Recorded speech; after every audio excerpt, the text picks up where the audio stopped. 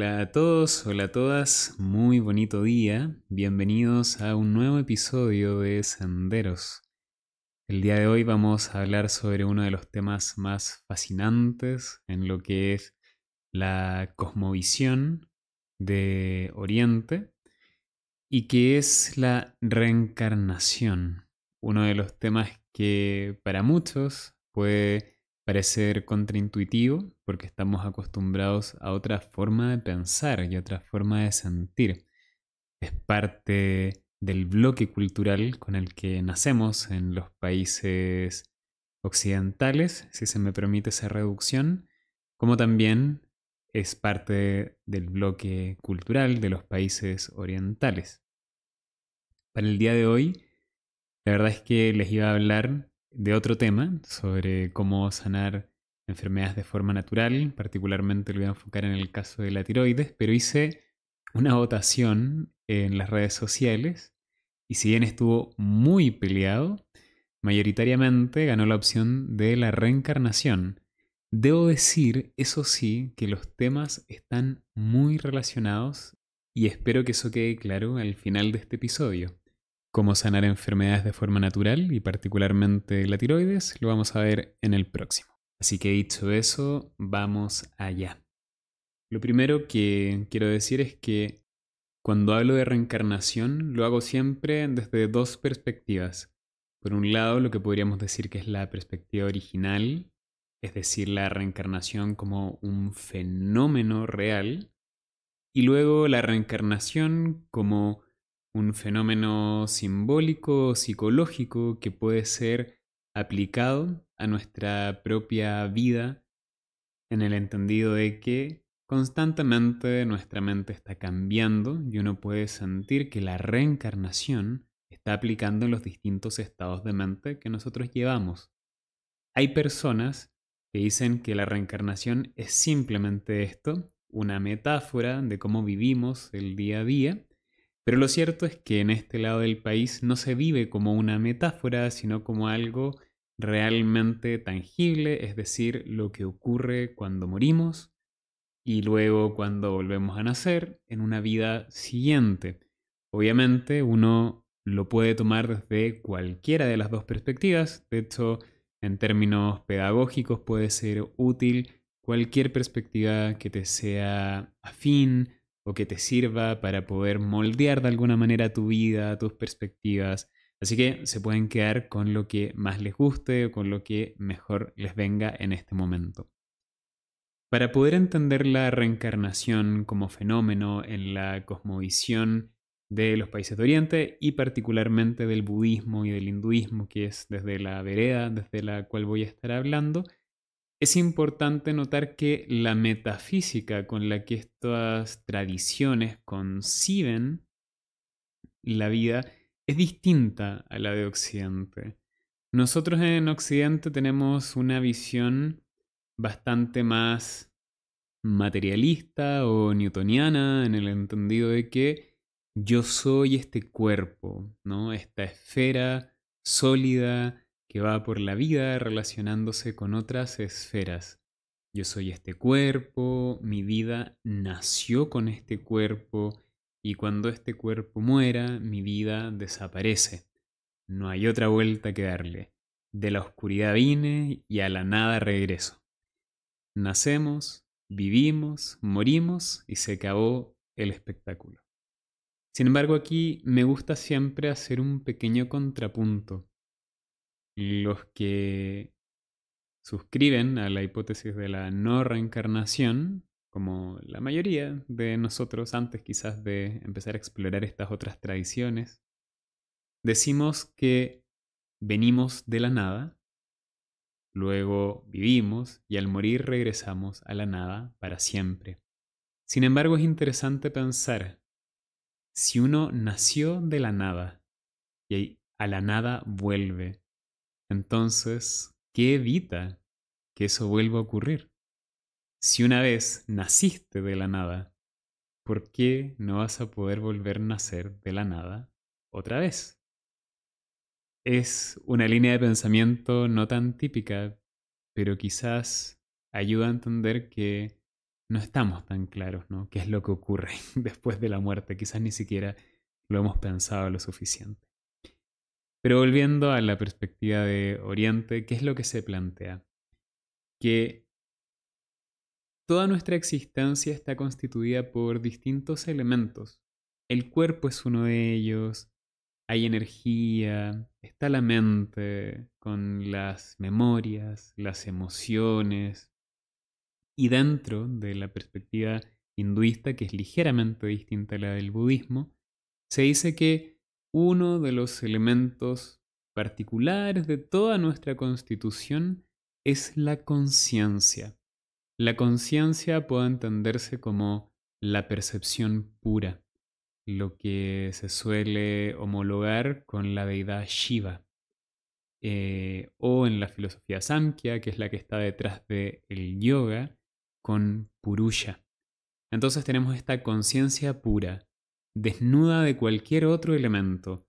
No son las ideas, no son los pensamientos, no es la memoria, no es la imaginación, no es la voluntad, no es ningún elemento, es solo la percepción desnuda, ajena a los sentidos, ajena al mundo material, pura percepción. Y cada uno de nosotros tiene una porción, digamos, de esta percepción, que es lo que se conoce como el Jiva Atman. Y cuando nosotros vivimos en el plano físico, esta percepción, que podríamos homologar un poco con el alma, aunque no es exactamente lo mismo, está, digamos, detrás del show. Es aquello que está observándolo todo. Y nosotros vamos por la vida rigiéndonos por lo que ven los sentidos, por nuestros deseos, por nuestros sueños, nuestros anhelos, nuestras rabias. Todo eso hace que el cuerpo se mueva, hace que nosotros queramos una cosa y no otra. Pero lo que le da sentido a todo esto, o más bien lo que permite que todo esto de hecho sea percibido, es la conciencia. La conciencia nutre de subjetividad a la experiencia. Sin la conciencia no seríamos capaces de sostener esta experiencia. En el fondo es la conciencia el sinónimo de la vida. Ahora, ¿qué es lo que ocurre con esto de la reencarnación? Si bien la conciencia está como nuestra base, sigo hablando desde la perspectiva del hinduismo, la conciencia es nuestra base, es nuestra identidad, nosotros no nos relacionamos con ella de esa manera, no nos damos cuenta que esa es nuestra identidad. En cambio, pensamos que somos el cuerpo, que somos la mente, y estamos siempre mirando hacia afuera. Estamos constantemente relacionándonos con el mundo material, con el mundo de las formas, pero sin llegar a identificarnos con eso que es nuestra identidad última. De alguna manera está ahí, es lo que somos. De hecho, cuando nosotros hablamos en el lenguaje, casi que se desliza. Uno dice, tengo un cuerpo. Pero ¿quién tiene un cuerpo? ¿No? Yo digo, yo tengo un cuerpo. Entonces, ¿quién es aquel o aquella que tiene el cuerpo? El lenguaje casi que lo desliza, ¿no? O me duele la cabeza. ¿A quién le duele la cabeza? Y eso es la identidad que está ahí detrás. El cuerpo puede cambiar, nuestros pensamientos van a cambiar, las memorias van a cambiar, pero la conciencia desnuda siempre se mantiene ahí detrás. De hecho, uno nace, tiene cierta personalidad cuando tenías, no sé, 5 o 6 años, después otra completamente diferente a los 30, a los 90 años eres una persona completamente diferente, tus células han cambiado constantemente, pero ahí sigue esta unidad de identidad, ¿no? Ha sido la misma persona, de alguna manera, quien ha estado viviendo esta vida, aunque haya cambiado el cuerpo, aunque haya cambiado la mente, las emociones, los pensamientos, las experiencias. Eso es tu identidad. Eso es tu Atman o tu conciencia. Entonces, nosotros no nos damos cuenta que somos esto y en cambio lo único que ocurre es que estamos viviendo con impulsos que hemos heredado de toda nuestra historia, de toda nuestra experiencia, que nos hacen identificarnos con el cuerpo, con los pensamientos y con nuestros deseos. Y en el día a día nosotros vivimos de alguna manera desde esa perspectiva o desde ese lugar. Si de pequeño me educaron en que ciertas cosas eran importantes y eso se me grabó además por mi cultura, mis libros que leí, las películas que vi, las conversaciones que tuve, hoy día simplemente vivo siguiendo todo esto que yo cargo como mi acervo cultural, pero estoy separado de mi identidad. Me reconozco simplemente en lo que hago, en lo que pienso, en lo que experimento. Y vivo siempre en esta suerte de piloto automático donde simplemente hago aquello que está en mi mente pensando que es lo que yo soy o es lo que yo vine a hacer. Eso es lo que se conoce como el karma. Todo aquello que me constituye, yo lo sigo replicando sin necesariamente darme una pausa para pensar, ok, esto es realmente lo que quiero hacer, por qué lo quiero hacer, de dónde viene esto, etcétera. Entonces, ¿qué es lo que ocurre? Y esta es la esencia de la reencarnación. Cuando uno muere, empieza a desprenderse de todos los elementos que están alrededor de esta conciencia. El cuerpo decae, los pensamientos desaparecen, las sensaciones, las experiencias, todo eso empieza a desaparecer y ahí queda la conciencia desnuda. Sin embargo, como uno no está identificado con esa conciencia desnuda en la vida, al momento de morir tampoco te identificas con ella. Es muy aterrador para alguien que está identificado con su cuerpo, de repente no ser más ese cuerpo. Por eso uno le tiene tanto miedo a la muerte, porque de pronto dejo el cuerpo y siempre creí que yo era el cuerpo, entonces, ¿qué pasa después de eso? Entonces, cuando la conciencia sigue su viaje, pero sin estar identificada consigo misma, empieza a ser propelida igual que como lo hacía en vida, con todas nuestras tendencias automáticas, con todos nuestros deseos, con todos nuestros miedos, con todos nuestros rencores. Y cuando eso ocurre, esa conciencia se sigue identificando con mucha fuerza con los elementos de la vida física. Y eso genera un deseo muy fuerte de querer seguir experimentando esas cosas y eso lleva al ciclo de la reencarnación. Ese deseo pero automático, ese impulso no controlado de querer seguir acá, seguir haciendo, seguir experimentando, seguir poseyendo, seguir venciendo, seguir conquistando. Todos esos deseos que están en la mente, pero que no son tú, te llevan en ese plano y te llevan a querer reencarnar. No es que lo decidas, es que ocurre. Pierdes tu voluntad en ese momento y simplemente te llevan tus impulsos de una manera muy similar a como lo hacen mientras estamos vivos. Entonces, en ese instante, la conciencia, de algún modo, es sembrada en una nueva vida. Esa nueva vida, de alguna manera, está determinada por el karma de la persona. Si es que una persona en ese instante está con muchos deseos de hacer ciertas cosas, que son las mismas que uno llevaba haciendo en vida, va a reencarnar en cierto contexto donde se va a poder seguir experimentando ese deseo kármico. Entonces, la conciencia, según lo más tradicional, se siembra en el momento de la concepción y ahí queda ya dispuesto todo para que esa vida se siga desarrollando conforme a su karma, conforme a sus deseos, conforme a sus necesidades que tenía en vida.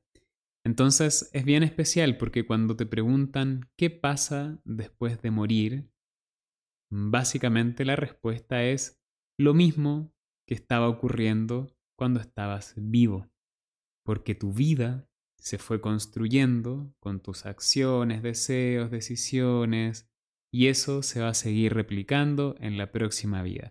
Si eras una persona amorosa, seguirás siendo una persona amorosa.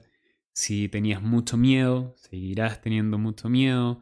Si sentías mucha confusión, así seguirá. Si eras generoso, también así seguirá. Por eso, de alguna manera te dicen, es mejor cultivar un buen karma, es decir, cultivar buenos hábitos, porque eso se va a mantener en la vida siguiente. Y lo mismo con los malos hábitos, ¿no? Los hábitos de rencor, de indecisión, de egoísmo, de envidia, de frustración, todo eso se va a seguir replicando. Eso es básicamente muy a grandes rasgos, porque el episodio tampoco permite una gran extensión, lo que ocurre al momento de la reencarnación. Entonces, las prácticas de yoga, las prácticas meditativas, las prácticas espirituales, lo que buscan es que uno pueda en vida, es decir, mientras está vivo, perder esa identificación tan fuerte con el cuerpo, con el pensamiento, para que al momento de morir uno deje de ser impulsado ciegamente por su karma, es decir, por sus tendencias, y en cambio pueda, reconociendo su identidad, disolverse en ese espacio de conciencia que uno naturalmente es. Eso es, en el fondo, lo que se conoce como la iluminación o moksha en la tradición Vedanta, mukti en el Samkhya, kaivalya en el yoga o incluso nirvana en el budismo, aunque estoy generalizando porque cada uno de esos conceptos tiene diferencias y sutilezas. Pero básicamente eso es lo que ocurre. Hay un texto en el budismo tibetano conocido como el Bardo Todol, donde se explica detalladamente cada una de estas fases que se producen al momento de morir y los distintos espacios o instancias que uno tiene en ese proceso, conocido como el bardo, para poder de hecho ver su propia naturaleza y cortar el ciclo de la reencarnación. Este libro, Bardo Todol, significa literalmente liberación por escucha, porque es un texto que se leía al oído de la persona que estaba muriendo para que pudiese tener una mejor transición hacia su próxima vida o eventualmente iluminarse en ese estado intermedio. Este libro se conoce como el libro tibetano de los muertos, así fue como fue traducido al español o primero al inglés, y puede ser una lectura para quienes quieran profundizar en estos temas. En el caso del budismo, si bien es lo mismo en el sentido de que cuando nosotros vivimos, tenemos todas nuestras tendencias kármicas y eso lo podemos ver cada una en nuestra vida porque hay cosas que se nos hacen más fáciles, cosas que se nos hacen más difíciles. Por mucho que yo no quiera, cuando veo algo que me gusta, me siento muy atraído hacia eso y lo necesito, lo quiero. Son cosas que nos pasan. No queremos tener miedos, pero tenemos miedos. No queremos tener rabias, pero tenemos rabias. No queremos sentir envidia, frustración o inseguridad, pero las sentimos de todas maneras. O sea, tenemos esos elementos, tenemos ese karma, es parte de nuestra estructura psicológica. Entonces, en el budismo se plantea exactamente lo mismo. La única diferencia es que acá se plantea que realmente uno no tiene una naturaleza específica o fija como en la tradición hinduista. En la tradición hinduista, como les comentaba, se dice, tú eres la conciencia, esa es tu naturaleza. Pero en el budismo se dice, en verdad, tú no eres nada fijo, tú eres simplemente una danza de elementos que se combinan uno tras otro constantemente, siempre cambiando, y lo único que hace que uno crea ser eso es la identificación de la mente. Es decir, en este momento en mí hay muchos pensamientos, hay un elemento que es la percepción o la conciencia, hay otros elementos físicos como las carnes, el hueso, hay muchos átomos, electrones. Es un proyecto colectivo, es una cadena innumerable de factores que integran también el espacio, el tiempo. Sin estos elementos no puedo existir. Por tanto, forman parte de mi ser. Sin embargo, mi mente reduce todo eso a algo específico y dice, ah, esto eres tú. Pero eso es solo una etiqueta. Entonces en el budismo se dice que la verdadera paz se obtiene cuando uno observa todos estos procesos y se da cuenta que son una gran cadena de factores y que tú no eres nada de eso. Eres, si se quiere, el proceso completo de la existencia. Así que, si bien existe esta diferencia, que es lo que se conoce en budismo como anatman, es decir, que no tienes una realidad fija, sino que eres toda una danza de elementos. Si bien existe esa diferencia, el proceso es el mismo. Tú naces porque tienes impulsos y te identificas con ellos, vives en base a esos impulsos que vas cambiando a lo largo de tu vida y si es que eres consciente vas a desarrollar mejores formas de pensar y mejores formas de sentir. Y al momento de morir, si eres capaz, no porque lo deseas y lo quieres, sino porque es la experiencia que estás viviendo y de hecho eso es lo que pasa, y te desidentificas de todo eso, entonces alcanzas este estado de nirvana, que es un estado de conciencia, y dejas de reencarnar. Se agrega, en el caso del budismo, que eventualmente si uno tiene un deseo fuerte de amor, uno puede decidir voluntariamente reencarnar, aun cuando podrías decidir no hacerlo. Eso es algo que está ahí en la literatura. Así que básicamente esto es cómo funciona el fenómeno de la reencarnación. La conciencia se mueve, impulsada por todos nuestros deseos, por todos nuestros impulsos automáticos, y al momento de morir, simplemente vamos a seguir haciendo lo mismo, y hasta que no cortemos ese ciclo, seguiremos reencarnando una y otra vez. ¿Por qué alguien quería no reencarnar si la vida es tan bonita? Eso es lo que nos decimos quizás muchas veces. Pero en la perspectiva de Oriente, la vida, si bien tiene muchos elementos bonitos, lo cierto es que también tiene muchos instantes difíciles. Hay mucha muerte, hay mucho dolor, hay mucha frustración. Nuestra vida está siempre en una especie de hambre. Desde que nos levantamos hasta que nos dormimos, estamos buscando algo, queremos más, queremos hacer.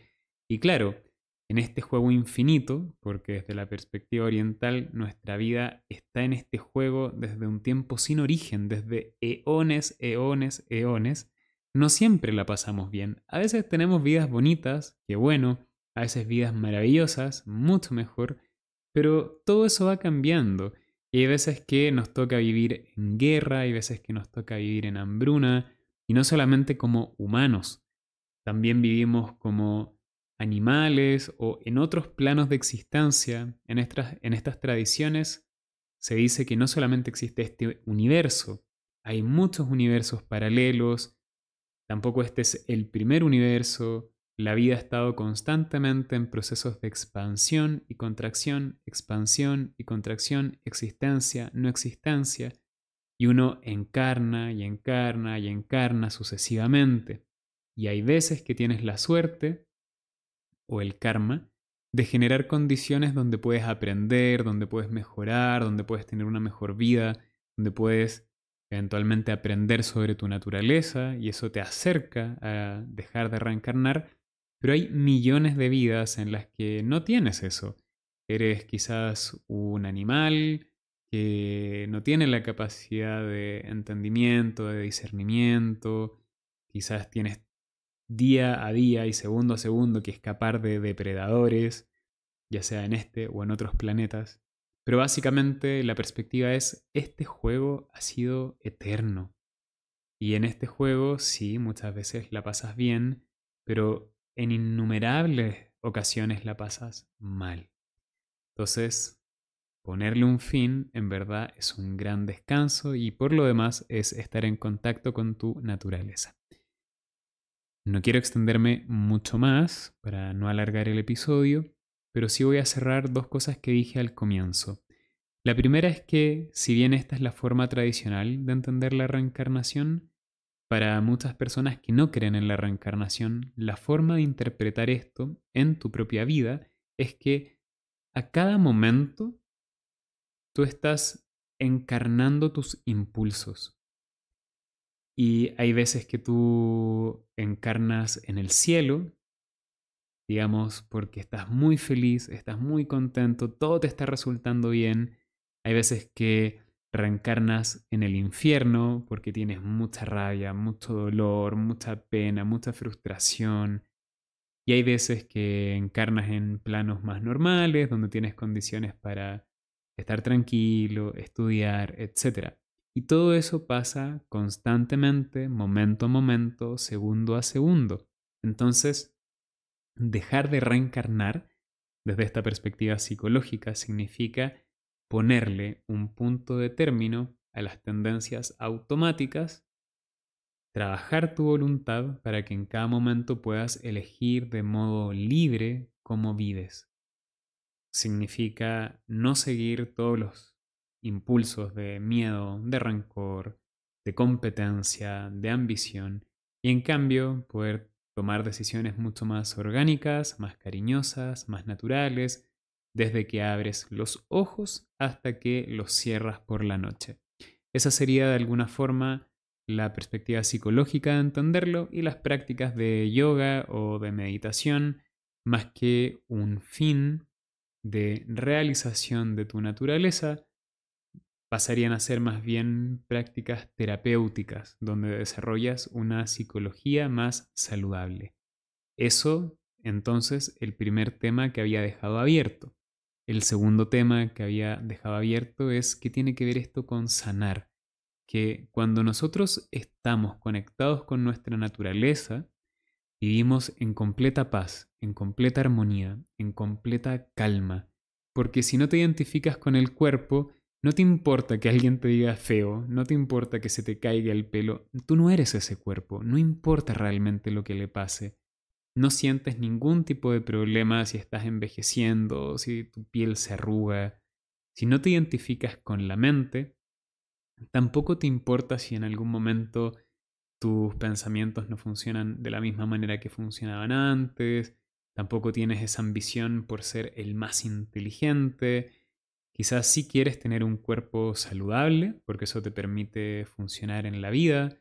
Quieres tener una mente que sea nutritiva y constructiva. Todo eso maravilloso. Entonces estudias porque puedes ayudarte a ti, puedes ayudar a otros. Pero ya no tiene que ver con un impulso que te hace sufrir. Entonces, cuando tú estás en tu naturaleza, descansas. Todo tu sistema está en paz. Tiende siempre a la homeostasis. Siempre la energía fluye bien. Y cuando uno se enferma, si es que lo analizas desde la medicina tibetana, china o ayurvédica, la ayurvédica es la de la India, uno se enferma porque la mente no está funcionando bien y eso genera mucha restricción y contracciones en el cuerpo. Nosotros vivimos con una cantidad de miedos sutiles que es muy difícil de notar. Hay muchos de ellos. Siempre hay contracciones pequeñas, desde la impaciencia, desde la frustración, desde la angustia, desde cualquier tipo de emoción que uno se pueda imaginar, constantemente. Uno ve a alguien e inmediatamente, aunque sea alguien desconocido, se activan todos estos procesos mentales dentro de uno. Todo eso es lo que hace que nosotros nos enfermemos. Constantemente estamos en tensión, siempre, aunque estemos en nuestra cama haciendo nada, o si estamos trabajando, o si estamos conduciendo, o si estamos en el transporte público, siempre tenemos contracciones, ambiciones, siempre tenemos algo que nos perturba y eso nos enferma. Entonces, cuando de alguna manera te acercas a tu naturaleza, ya sea reconociendo que eres una danza de elementos, o ya sea reconociendo que eres conciencia pura, entonces empiezas a vivir en tal relajación, en tal naturalidad y en tal felicidad que tu vida deja de tener las restricciones y obstrucciones que te llevan a enfermar. O sea, olvídate de tener hipertensión, olvídate de tener jaqueca crónica, olvídate de tener fibromialgia, porque todas estas enfermedades tienen relaciones con cómo se manifiesta nuestra mente en nuestro cuerpo. Lo mismo con las enfermedades tiroideas, como ya se los voy a comentar en el próximo episodio. Así que, muy a grandes rasgos, esto es la reencarnación, esto es lo que pasa cuando morimos y también es lo que nos pasa en vida. Así que si quieren tener una buena vida, quizás la invitación de este episodio sería observa cuáles son tus patrones, observa cuáles son tus tendencias y haz lo posible para poder cultivar una vida más libre, una vida en más paz, una vida donde puedes decidir desde tu voluntad, desde tu conciencia, discernimiento, y no por patrones que venimos cultivando desde que nacemos o quizás desde mucho antes. Así que con eso creo que doy por cerrado este episodio. No tengo la menor duda de que si conocen estos temas, saben que hay mucho más que hablar y profundizar en cada una de las cosas que dije, pero creo que esto es muy bueno para un episodio de Senderos. Así que espero que lo hayan disfrutado, que les dé algo para pensar y nos vemos en el próximo. Todo el amor y toda la fuerza.